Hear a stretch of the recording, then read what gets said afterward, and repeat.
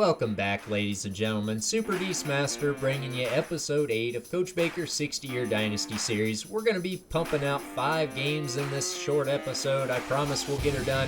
If you haven't already, why haven't you? We're still talking about it. Link in the upper right-hand corner. Hit that subscribe, hit the like, and let's get to it. Week 6 is looking to be one of those pivotal weeks in this season. We know it's going to be a huge rivalry game. Let's jump over and take a look at some of these recruits. Jeff Mason locks us out, so we definitely want to unlock him and top him off because he is scheduled for a visit this week. Gonna leave Tim Murphy right there at 550, and then as you can see, we're still going after a lot of these big time, big name, highly rated recruits. Maybe not as much once you work your way towards the bottom, but they'd still make great red shirt guys. Coach Baker spends his coaching point on air traffic control, and then we'll jump right over to this game. The biggest momentum swing could definitely come on the recruiting trail. If we're able to hit some of these game goals and make these recruits happy, definitely would put us in the running to sign in some of those guys. The Irish take the opening kickoff, chew about 2 minutes of game time off the clock. They aren't able to score as our defense forces a punt, sending our offense out for their first drive of the game. We do move the ball pretty well to begin with, but end up stalling out and have to punt the ball away. Our defense refuses to break as they only give up a field goal the next time out. Coach Baker subs out the freshman and sends in the upperclassman, decides it's his chance at this Notre Dame defense, and 3 plays later,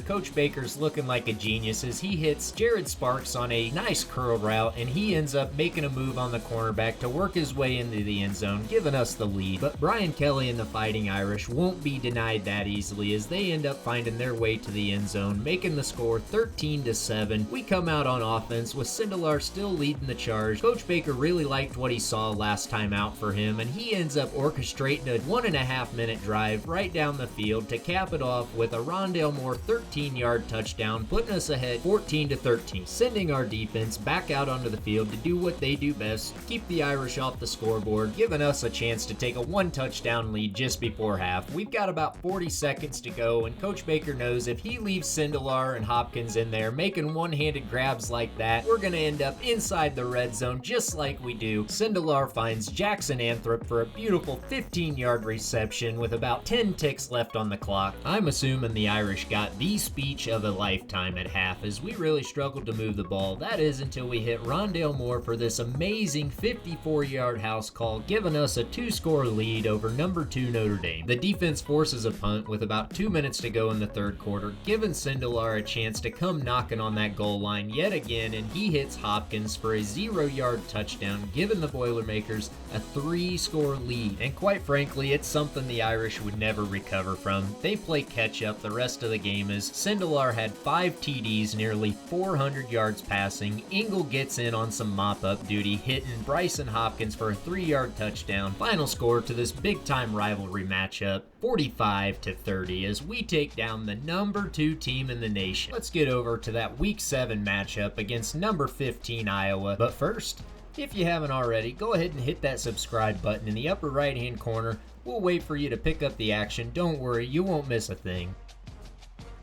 Now that we've got that taken care of, let's get back to this recruiting action. Look at Tim Williams, Anthony Hill, and Dustin Weber. They've all signed big-time recruits for us, big gap fillers on that offensive line. We don't even have a fullback this year, so that's just wonderful. And of course, we're still in the hunt for these top-rated recruits: Jason Williams, PJ McCauley, Sean Harris, Jeff Mason, as well as Jamal Price. We're going to get Marcus Hawkins scheduled for a visit. We're going to offer the 6'3" JUCO corner a scholarship. Just before kickoff, we see that Herb Street's saying Boilermakers are coming out on top on this one. Iowa comes in with a couple future NFL draft picks: Epinesa, Stone, and Smith Marsetti. I saw something funny as I was editing and just couldn't pass it up. Enjoy.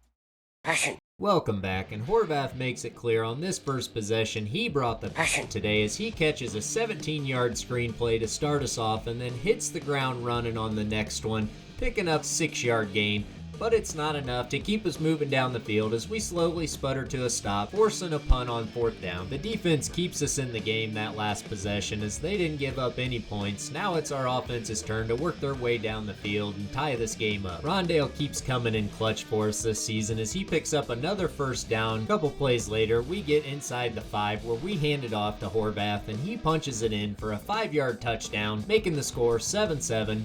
Our defense has finally shown up with that passion as they again shut down the Hawkeye offense, getting us the ball back with just enough time to extend our lead before half. Down near the goal line, our go-to guys have been Hopkins or Moore. Hopkins gets us close, and then we hit Moore on a quick slant here to put us ahead 14-7. The defense forces a turnover inside the 20 their next timeout, leading to a Rondale touchdown, putting us ahead by 2 scores, but the Hawkeyes are able to kick a field goal just before half, making the score 21-10, but we waste only 2 minutes getting down the field in the second half, making the score 28-10 with a Bryson Hopkins touchdown. Our defense continues to dominate the Hawkeyes as they force an interception on their side of the field, leading to a Jackson Anthrop reception. Later that drive, we hand the ball off to Alex Horvath, who punches it in from 5 yards out, giving us a massive lead. The Hawkeyes do make a little bit of a comeback here in the fourth quarter, and we do have to play a little bit to hold them off, but what's new? Sindelar to Moore, they're making huge connections. Every time Sindelar steps on the field, with every throw, he makes it clear that he is the quarterback to go to. This is the ground and pound time of the game, though. We keep handing the ball off to Alex Horvath. He eventually works us right into that end zone for his third dip of the game.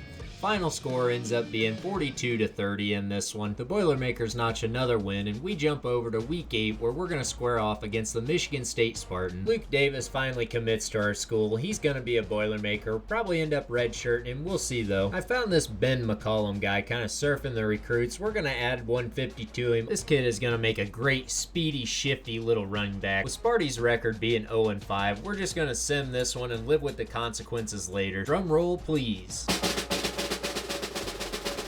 Oh, we came out on top, 24-10. Let's jump over to week 9 where we're going to face off against those Golden Gophers of Minnesota. Kicking off week 9, we've got a couple guys ready for visit, Jason Reese and Lionel Foster. Foster would be a great addition to the team. Then we're going to jump over here to Ben McCollum, and we're going to go ahead and offer him a scholarship. Like I said, wonderful looking halfback. Now I want to start hunting this Josh Parham guy. He looks like a good halfback as well. Corey Singleton is looking like one hell of a receiver, as well as Johnny Collier. He might be that athlete that we look for every year. We'll just have to see how he pans out at the end of the year. Taking a look at those top 10 teams in the country about halfway through the season, we're sitting at 6. I love where we're sitting. There's only 4 undefeated teams to this point. As long as a couple of them lose out, we should still be in a race for Natty. We just have to win out. We're going to gamble this week with the football gods. Gonna sim this one with their record. I feel good about it. Let's see what we get.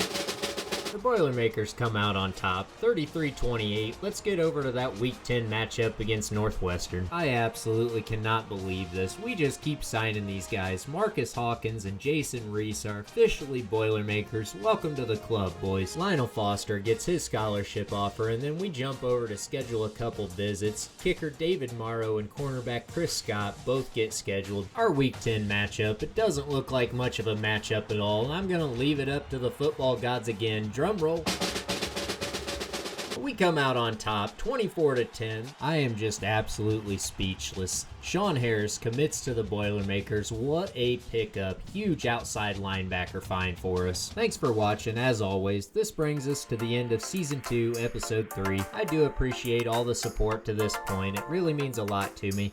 If you haven't already, go ahead and hit that subscribe link in the upper right-hand corner. Hit the like button. We'll see you back for Episode 9.